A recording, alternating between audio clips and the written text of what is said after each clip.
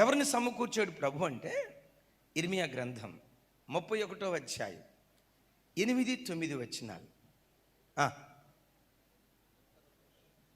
నాతో కలిసి. ఉత్తర దేశములో నుండి నేను వారిని రప్పించుచున్నాను, గుడ్డి వారినేమి, కుంటి వారినేమి, గర్భిణీ స్త్రీలనేమి, ప్రసవించు స్త్రీలనేమి, భూదిగంతముల నుండి అందరినీ సమకూర్చుచున్నాను.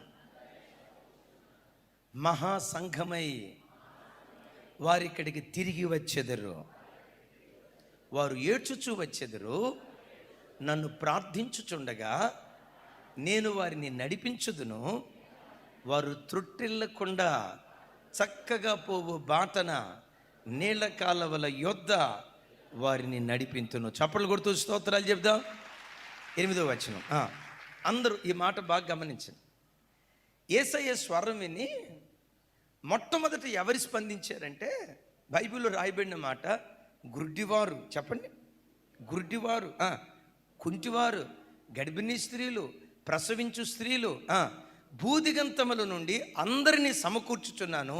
వారు మహాసంఘమై వారు ఇక్కడకు తిరిగి వచ్చేదారు. ఏ సంఘం? కొంచెం గట్టిగా, ఏ సంఘం? స్వరం ఎత్తాలి. ఏ సంఘం? కొంచెం గట్టిగా, ఏ సంఘం? దేవుడు మనకిచ్చిన ఈ ఇమ్మాన్యుయేల్ పరిచర్య కూడా రాగల కాలంలో మహాసంఘంగా దేవుడి పరిచర్యను ఆశీర్వదించును గాక.